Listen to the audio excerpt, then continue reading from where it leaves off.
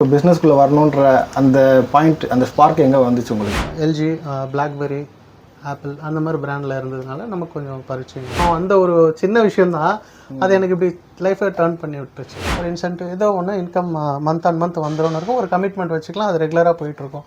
ஆனால் அதுக்கு just opposite entrepreneur convince பண்ணியிருப்பீங்களா, நான் ஜெயிச்சிருவேன் அப்படின்ற ஒரு எண்ணம் வந்திருக்கும்ல? ஆமாம், அந்த எண்ணம் கண்டிப்பாக இருக்கணும், ஆரம்பத்துலேருந்து இருக்கணும். என்னோட யூனிக்னஸ் டோர் ஸ்டெப் சர்வீஸ் மெயினாக இருக்கும். ஏன்னா கொரோனாவில் நான் தெரிஞ்சுக்கிட்டேன், அந்த இதை பற்றி தெரிஞ்சுக்கிட்டேன். அதனால் ஜனங்க அதை தான் விரும்புகிறாங்க. பேட்டரியோ இல்லை அந்த இன்வெர்ட்டரோ இல்லை காரோ வெஹிக்கிளோ ஏதாவது பிரச்சனை இருந்தால் அது என்னன்ட்டு வீடியோ கால்லையோ இல்லை வாட்ஸ்அப் இந்த இமேஜ்லேயே பார்த்துட்டு அது என்ன பிரச்சனையாக இருக்கும், அப்ராக்சிமேட்டாக என்ன செலவாகும்னு கூட நம்மளால் ஓரளவுக்கு கெஸ் பண்ணி சொல்லிட முடியும். உங்கள் பேட்டரியில் உங்களுடைய சர்வீஸில் என்ன குவாலிட்டி, என்னென்ன பெனிஃபிட்ஸ்லாம் மக்களுக்கு கிடைக்கும்னு சொல்லுங்கள். இப்போ ஒரு யங் ஜென்ரேஷன் இதுக்குள்ளே வரணும் அப்படின்னா அவங்களுக்கு என்ன மாதிரியான ஸ்கில்லை வளர்த்துக்கணும், இதில் என்ன மாதிரியான ஆப்பர்ச்சுனிட்டிஸ்லாம் இருக்குது? நம்ம டே பை டே லைஃப்பில் பேட்டரி அப்படின்றது ஒரு இம்பார்ட்டன்ட் ப்ராடக்டாக இருக்குது. நம்ம யூஸ் பண்ணுற பைக்கு, காரு, இந்த எல்லா விஷயத்துக்குமே பேட்டரி வந்து ரொம்ப முக்கியமான விஷயம். அந்த பேட்டரியை சேல்ஸ் அண்ட் சர்வீஸ் பண்ணி தரக்கூடிய யோகன் பேட்டரி சென்டர், அதோடைய ஃபவுண்டர் தாமரை செல்வன், அவரை தான் நம்ம இன்னைக்கு மீட் பண்ண போகிறோம். ஸோ அவருடைய அனுபவங்கள், அவருடைய பிஸ்னஸ் ஜேர்னியை பற்றி நம்ம டிஸ்கஸ் பண்ண போகிறோம். அவருடைய அலுவலகம், அவருடைய ஆஃபீஸ் வந்து சென்னை ரிட்டேரி ஜங்ஷன் பக்கத்தில் கொளத்தூர் கடப்பா ரோட்டில் அமைஞ்சிருக்கு. ஸோ நம்ம அவர்கிட்ட போய் பேசலாம். அவருடைய ஆண்டர்ப்ரனர் ஜேர்னி என்னன்றதை நம்ம அவர்கிட்ட பேசி தெரிஞ்சுக்கலாம். முக்கியமான விஷயம், ஒரு ஆண்டர்ப்ரனரை இன்டர்வியூ பண்ணுறது அப்படின்றது கொஞ்சம் டஃப்பான ஒரு விஷயம்தான். ஒரு எஸ்டாப்ளிஷ்ட் ஆண்டர்ப்ரனர்ஸை வந்து ஈஸியாக நம்ம ஆக்சஸ் பண்ண முடியும், அவங்க இன்டர்வியூஸ்லாம் கொடுப்பாங்க. ஸோ நான் வந்து ஒரு ஸ்மால் ஸ்கேல் இண்டஸ்ட்ரியில் இருக்கக்கூடிய ஆண்டர்ப்ரனர்ஸை தேடி இன்டர்வியூ பண்ணிட்டு வரேன். ஸோ அதனால் இந்த இன்டர்வியூஸ்லாம் வந்து கண்டிப்பாக புதுசாக பிஸ்னஸ் ஸ்டார்ட் பண்ணணும்னு நினைக்கிறவங்களுக்கு நிறைய வேல்யூபிள் இன்சைட்ஸ் கிடைக்கும். ஸோ எனக்கு சப்போர்ட் பண்ணுங்கள். ஒரு மேசிவ் சப்போர்ட் இருந்தால் மட்டும்தான் இந்த விஷயத்தை வந்து ரொம்ப பெருசாகவும் ஒரு குவாலிட்டியான கான்டென்ட்ஸையும் தொடர்ந்து என்னால் கொடுக்க முடியும். ஸோ சப்ஸ்கிரைப் பண்ணிட்டு பாருங்கள், வீடியோவை கடைசி வரைக்கும் பாருங்கள், முக்கியமாக லைக் பண்ணுங்கள். Once again welcome you all another episode of beta.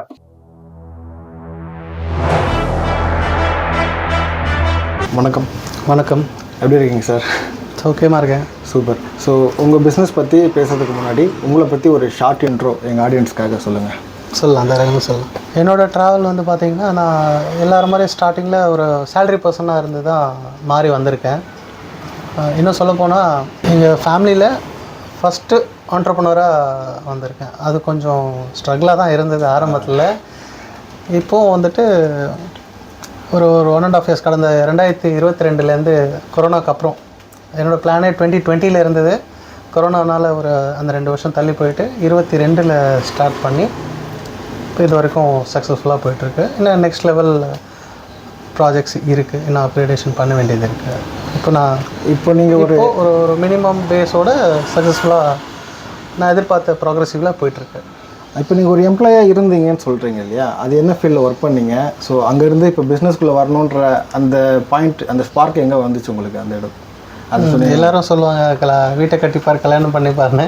எனக்கும் ஆஃப்டர் மேரேஜ் தான் அந்த டேர்னிங் பாயிண்ட் எனக்கு கிடச்சிது, ஒரு யோசனை. பட் எனக்கு அப்பா சேலரி பர்சனாக இருக்கிறது, அவர் ஒர்க்கராக போகிறதுக்கு முன்னாடி அவரும் வந்துட்டு நிறைய முயற்சி பண்ணிகிட்டு இருந்தார், ஏதாவது ஒரு பிஸ்னஸை ட்ரை பண்ணலான்ட்டு. அந்த பீரியடில் அவரோட அது மேபி எனக்குமே வந்துட்டு என்னடா இவர் நிறைய ஃபெயிலியர் பண்ணிட்டாருன்னு, ப்ளஸ் எனக்குமே அது ஜீனில் இருந்தது எனக்கு தெரியல. நான் பிஸ்னஸ் பண்ணோன்னு ஒரு நார்மல் ஃபேமிலி லைஃப்பில் இருக்கும்போது நம்ம படித்து முடித்தோம், சரி ஃபேமிலி கமிட்மெண்ட் இருக்குது, நம்மளும் ஜாபுக்கு போகலான்னு போயாச்சு.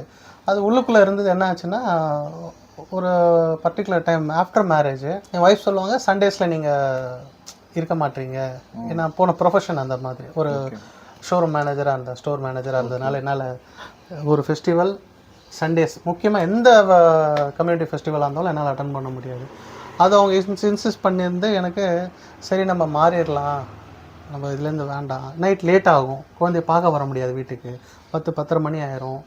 சரி நம்ம எதிர்பார்த்தது இவங்களும் அது தானே எதிர்பார்க்குறாங்க, சரி சேஞ்ச் பண்ணி ஆகணும், நம்ம பிஸ்னஸ் ஏதோ ஒன்று ஸ்டார்ட் பண்ணி ஆகணும்னு சொல்லிட்டு 2016 அதுக்குண்டான முயற்சி எடுத்தேன். ஸ்டார்ட் பண்ணதே பார்த்திங்கன்னா, நான் வெள்ளூரில் தான் இந்த பேட்டரி இண்டஸ்ட்ரி உள்ளே என்ட்ரு ஆனது. நான் அங்கே ஒரு எம்ப்ளாயாக ஜாயின் பண்ணேன். அதுக்கப்புறம் அங்கே இந்த இண்டஸ்ட்ரி பற்றி, அதுக்கப்புறம் இந்த இண்டஸ்ட்ரியில் இருக்கிறவங்க ஆல்ரெடி இருப்பாங்க இல்லையா, அவங்களெல்லாம் பார்த்து சேல்ஸு, சர்வீஸ், அதுக்கப்புறம் இந்த டெக்னிக்கல் ஆஸ்பெக்ட்டு, அதுக்கப்புறம் சர்வீஸ் இன்ஜினியராகவும் ஒர்க் பண்ணியிருக்கேன். ஒரு பேட்டரி ஹெல்த் கண்டிஷன் எப்படி செக் பண்ணுறது, நல்லா இருக்கா இல்லைன்னா எப்படி சொல்கிறதுன்றதை பற்றி அங்கே இருந்து சர்வீஸ் இன்ஜினியராகவும் கற்றுக்கிட்டேன், ப்ளஸ் மேனேஜராகவும் சேல்ஸ் மேனேஜராகவும் இருந்தேன். ஒரு டிஸ்ட்ரிபியூட்டர், ஒரு பிராண்டோட மெயின் டிஸ்ட்ரிபியூட்டர் ஒரு ஏரியாவுக்குன்னு இருக்கும். அந்த பிராண்ட் அவங்க மூலிமா தான் ஏரியாவில் இருக்க அந்த அந்த லொக்கேஷனில் இருக்க ரீட்டைலர்ஸ்க்குலாம் சப்ளை பண்ணுறவங்க அவங்கக்கிட்டேருந்து ஒர்க் பண்ணதுனால அந்த எக்ஸ்பீரியன்ஸ். அது ஒரு பிராண்ட், நோன் பிராண்ட் SF-Sonic. அங்கேருந்து தான் ஸ்டார்ட் ஆச்சு. ஒரு 3 இயர்ஸ் இருக்கும், 17, 18, 19 எண்டு வரைக்குமே இருந்தேன். 20ல் நான் சென்னை வந்துட்டு இங்கே ஸ்டார்ட் பண்ணலாம் நம்ம பிஸ்னஸை அப்படின்னு சொல்லிட்டு 20ல் வந்து இன்னொரு பிராண்டு, இன்னும் வெல் நோன் பிராண்ட், இந்த அமரான் பிராண்ட்லேயே வந்துட்டு இன்னொரு டிஸ்ட்ரிபியூட்டர்கிட்ட ஒர்க் பண்ணும்போது ஒரு 1.5 monthsலேயே கொரோனா ஸ்டார்ட் ஆகிடுச்சு. அதுக்கப்புறம் வீட்டிலே ஹெல்டப் ஆகிடுச்சு. அப்போவும் கூட ஒரு ஏப்ரல் வரைக்கும் ஒரு சின்ன ஸ்ட்ரகிள், காலையில் வரணுன்னுவாங்க, திடீர்னு கவர்மெண்ட் அனௌன்ஸ்மெண்ட் வீக்லி இல்லை வாரத்துக்கு 2 வாட்டி மாறிட்டே இருக்கும், டைமிங்கை 12 மணின்னுவாங்க. அந்த சேலஞ்சஸ்லாம் ஃபேஸ் பண்ணி என்னோடய அனுபவம் கொஞ்சம் குறைஞ்சது. இருந்தாலும் அது ஒரு எக்ஸ்பீரியன்ஸ் கிடச்சிது எனக்கு. 2016 வரைக்குமே நான் முன்னாடி இருந்த இண்டஸ்ட்ரியை வேறு டெலிகாமில் ஸ்டார்ட் பண்ணேன். இந்த சிம் கார்டு, அப்புறம் இந்த டேட்டா கார்டுன்னுவாங்க, ஏர்டெல், வோடஃபோன், ரிலையன்ஸ், அந்த மாதிரி 3 பிராண்ட்லேயும் இருந்திருக்கேன். அங்கேருந்து நிறைய ட்ராவல் பண்ண முடியாதுன்ட்டு ஸ்டோர்ஸ்க்கு வந்தேன், ஷாப்புக்கு. ஓகே. அங்கே வரும்போது பார்த்தீங்கன்னா எங்களுக்கு மொபைல் இண்டஸ்ட்ரி ரிலேட்டடாக, something related to network related mobile இண்டஸ்ட்ரிக்குள்ளே வந்து அங்கே தான் நான் அப் டு 16 வரைக்குமே இருந்தேன். நான் எல்ஜி, பிளாக்பெரி, ஆப்பிள் அந்த மாதிரி பிராண்டில் இருந்ததுனால நமக்கு கொஞ்சம் பரிச்சயம் வருது. ஓகே. நெட்வொர்க் ரிலேட்டடாக, இந்த டெலிகாம் இண்டஸ்ட்ரி ரிலேட்டடாக கொஞ்சம் பரிச்சயம் இருக்குது. நான் மாறினதே வந்து ஒரு மிராக்கிள். எனக்கு இந்த சண்டே லீவ் வேணும், அந்த ஒரு சின்ன விஷயந்தான் அது எனக்கு இப்படி லைஃப்பை டர்ன் பண்ணி விட்டுருச்சு. ஓகே. ஒரு ஆண்டர்ப்ரனர் ஆகிறதுக்கு அதுதான் எனக்கு வழி வகுத்தது. எனக்கு அப்போ தெரியல, இப்போ மாறி வந்து போயிட்டுருக்கு. ஓகே. நீங்கள் எம்ப்ளாயாக இருக்கும்போது உங்களுக்குன்னு ஒரு regular day by day work இருக்கும், அதுக்கு நீங்கள் பண்ணுவீங்க. ஓகே.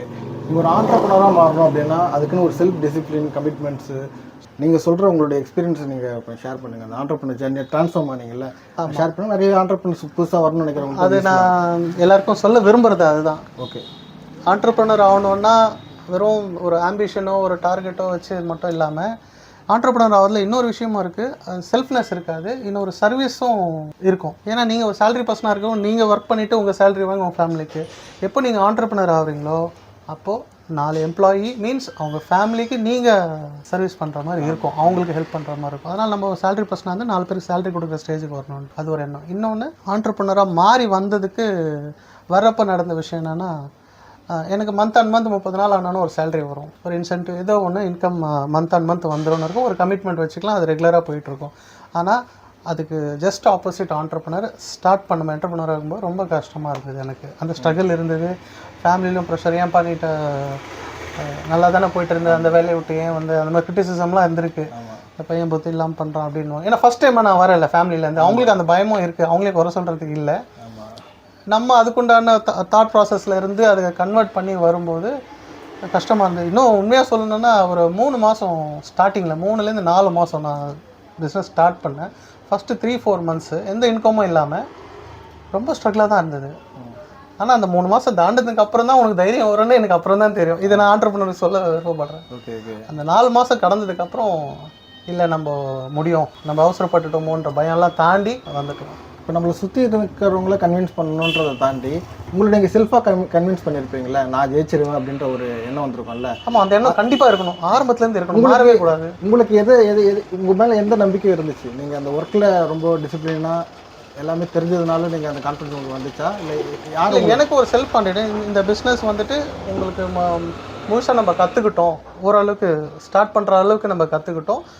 எல்லாமே அனுபவம் தானே வாழ்க்கையில், இல்லை தொழில் எதாக இருந்தாலும் அந்த அனுபவம் வந்துட்டு நம்ம பேசிக்காக இருக்குது, இதை வச்சு நம்மளால் சஸ்டெயின் பண்ணிட முடியும், க்ரோத் கொண்டு வரலான்ற நம்பிக்கையில் வந்தாச்சு. வந்ததுக்கப்புறம் சொன்ன மாதிரி இந்த ஃபேமிலி, இந்த ஃப்ரெண்ட்ஸ், ரிலேட்டிவ்ஸ் இவங்கெல்லாம் வந்துட்டு சொல்லுவாங்க, நல்லா போய்ட்டு இருந்தான், நல்ல சேலரி பர்சனாக இருந்தான், எதுக்கு இங்கே வந்தான்னு தெரியல, கஷ்டப்படுறான் அப்படின்னாங்க. இதெல்லாம் எதிர்பார்த்தேன் நான். ஆக்சுவலி எனக்கு தெரியும் இந்த மாதிரிலாம் நடக்கும், 1 வருஷமோ 2 வருஷமோ இதெல்லாம் தாண்டி நம்ம ஸ்டேஜ் மாறி வரதுக்கு டைம் எடுக்கும். அப்போ இந்த மாதிரிலாம் கிரிட்டிசிசம்லாம் என்ன வேணால் வரும், அதை இக்னோர் பண்ணிவிட்டு நம்ம பாத்தில் நம்ம ட்ராவல் பண்ணி ஆகணும். சூப்பர். உங்கள் பிஸ்னஸ் இப்போது பேட்ரி பண்ணுறீங்க, என்னென்ன வெரைட்டிஸ்லாம் பேட்ரிஸ் பண்ணுறீங்க, உங்கள் பிஸ்னஸ் பற்றி கொஞ்சம் சொல்லுங்கள். முதல்ல இந்த நிறுவனத்தோட பேரை சொல்லிடுறேன். யோகன் பேட்ரி சென்டர், வேறு யாரும் இல்லை, MD நம்ம பையன் யோகச்சரண் அவர்.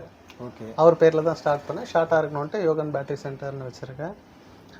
நான் வந்து ஒரு மல்டி பிராண்ட் ரீட்டைலர். மல்டி பிராண்ட்னா எல்லாமே மக்களுக்கு தெரிஞ்ச brand, excite, Amaran, SF, sonic அந்த மாதிரி மைக்ரோடெக் இதெல்லாம் இருக்கு இல்லைங்களா, இந்த நோன் பிராண்டோட ரீட்டைலர்.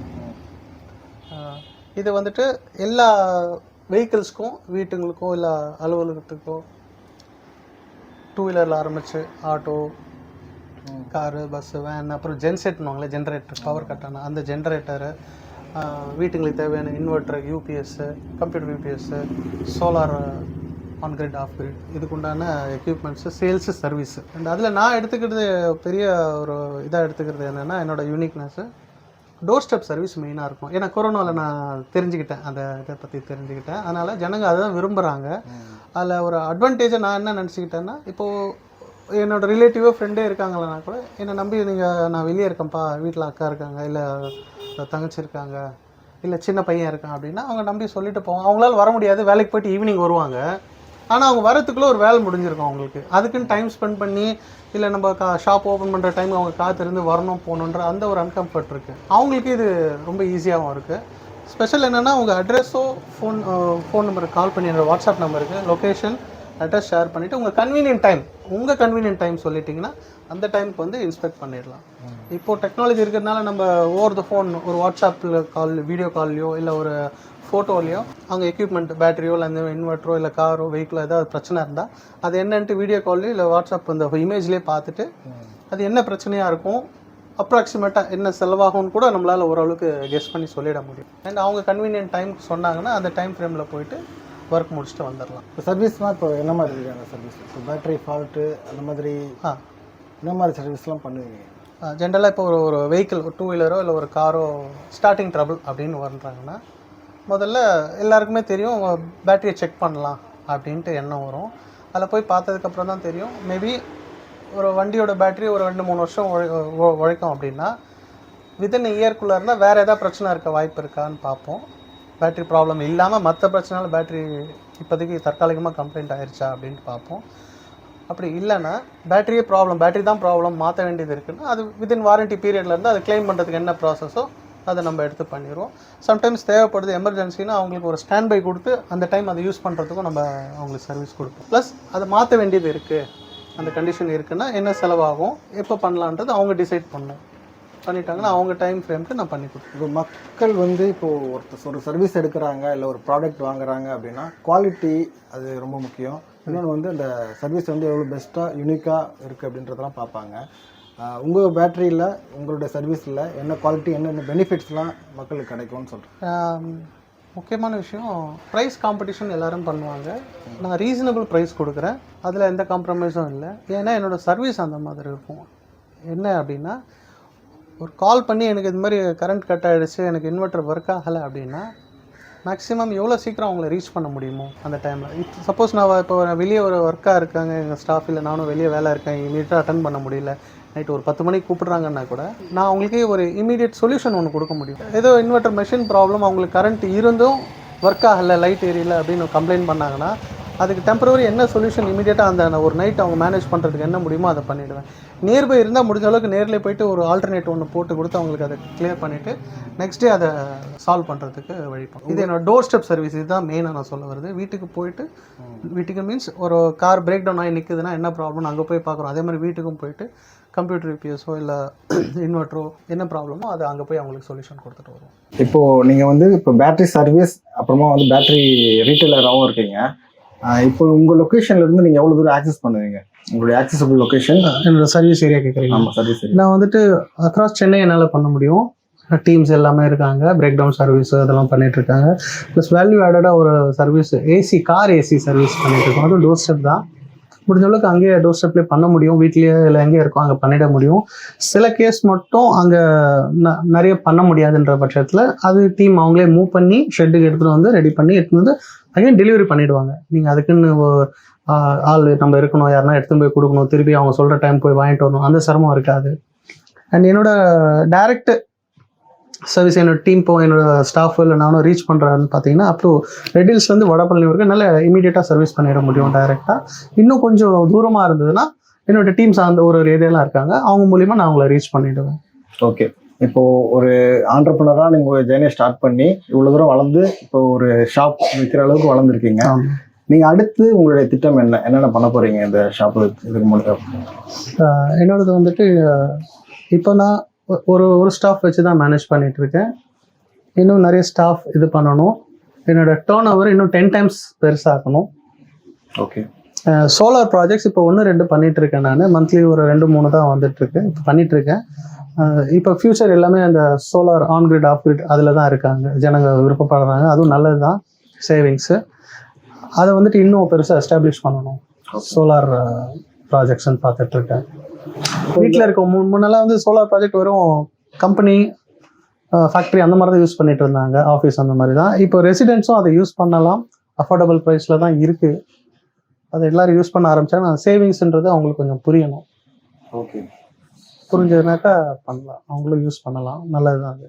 ஸோ இது எதிர்கால தலைமுறைக்கான கேள்வி. ஸோ இந்த பேட்டரி இண்டஸ்ட்ரி இதுவும் ரொம்ப முக்கியமான ஒரு இண்டஸ்ட்ரி தான். ஏன்னா பேட்டரியோட நீட்ஸ் அந்த அளவுக்கு இருக்கு. டே பை டே எல்லாத்துலேயுமே நம்ம இப்போ ஒரு யங் ஜென்ரேஷன் இதுக்குள்ளே வரணும் அப்படின்னா அவங்களுக்கு என்ன மாதிரியான ஸ்கில்லை வளர்த்துக்கணும், இதில் என்ன மாதிரியான ஆப்பர்ச்சுனிட்டிஸ் எல்லாம் இருக்கு?